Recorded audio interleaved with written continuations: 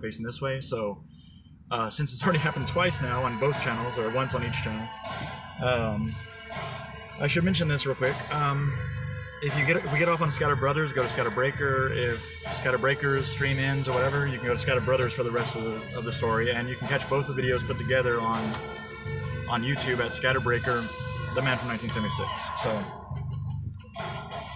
So whichever one works, or if both of them work, then they'll both be together. In fact, all 4 or whatever of these videos will be together. So,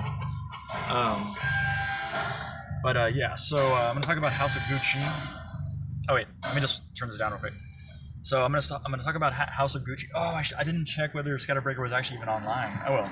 I just hope that at least one would be, and if not, this is just a practice run. So, oh my gosh. So I'm gonna talk about House of Gucci, and we're gonna do a little road footage, but mostly the road footage is gonna be on ScatterBreaker. And unfortunately, when it's on road footage, I really wish that the music was louder, but at the same time, I don't know whether you could hear me if it is. So, so I'm gonna put the Scatter Brothers one facing me and the ScatterBreaker one out there until it, traffic slows down and it gets boring or whatever. But I might as well not even have that wire in. House of Gucci. I just wanted to say something real quick. I know if you watch the show before, then you know that I really care about music in movies, and of course, I guess you could have assumed that, considering that I do a show based on music. So, but I really, almost would have liked to have heard some like old Bajas or something that was in underground in 1978 when this movie's set. And I will say that I think it just kind of threw me off sometimes.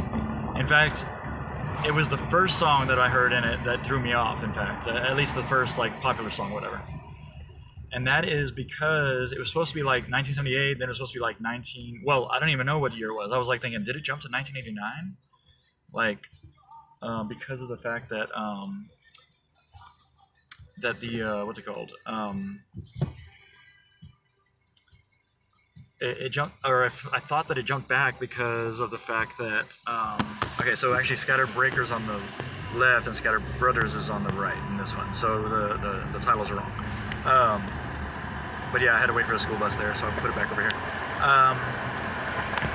What is it? So I thought, did it jump to 1989? I was totally confused, and I really don't like it. But it could be that I'm wrong. It could be that maybe there was an earlier recording or something of Faith by I caught it. Faith by George Michael. But they play that at their wedding, and it's as kind of not at their wedding, but it's kind of like the 300 feet. I do what? It's kind of like at the wedding. The soundtrack that's happening is Faith by George Michael, and I thought immediately what did they jump from 1978 to 1989 already here or whatever? I don't know what year Faith came out, but I feel like it was later, and so that really threw me off. But after that, they were playing some really good music that would have been from either that era or before. So that way, it's it made sense. It would have been something that would have been on the radio at least if it had come out a couple years before. So, why don't I even have this window down? Oh, because it's hot. It's hot in December in Texas. Speaking of, I need to do a show based on. I'm gonna turn this down just in case I'm gonna get silenced. I won't even know what I was saying about the movie.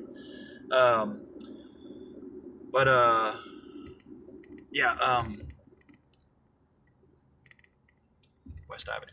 Oh, okay. So yeah, the music threw me off because of that. But maybe I'm gonna look it up later and see if maybe that's not correct or whatever. But the ones that came out after that, it was I could believe Blondie was on at this time or during this time of the movie or whatever, this time of the story, or I could believe that David Bowie was on or whatever. But that George Michael one was just I think that jumped 9 years ahead or whatever. And then all of a sudden I realized this was before 1982. So the first one that came on that I really liked was Eurythmics' Here Comes the Rain Again. And I thought, this is more like it maybe. This is I think this came out in 1984, right, or something like that. So I figured at that point it might have been 1984 in the story. But as it turns out, later on, another title card, whatever thing, timestamp card came up and said it was 1982. So I was like, well, I mean, maybe that song came out before 1982. I'm not really sure. I'm not totally sure on that one. I just thought, George Michael was in Wham at that time, and so he wouldn't have done Faith on his own at that time anyway.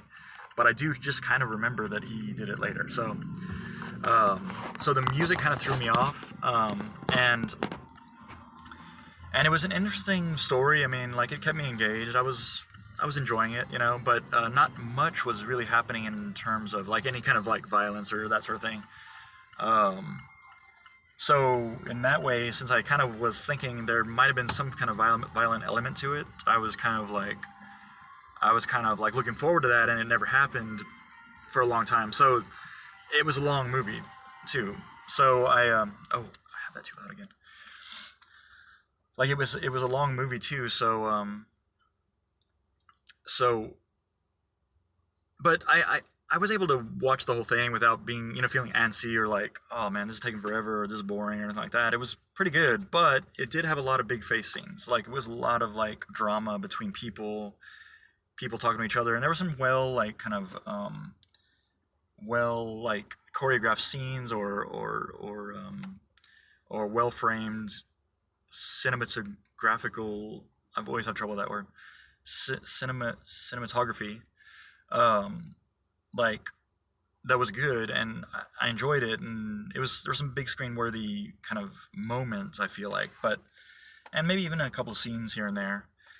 So I mean, I would never recommend that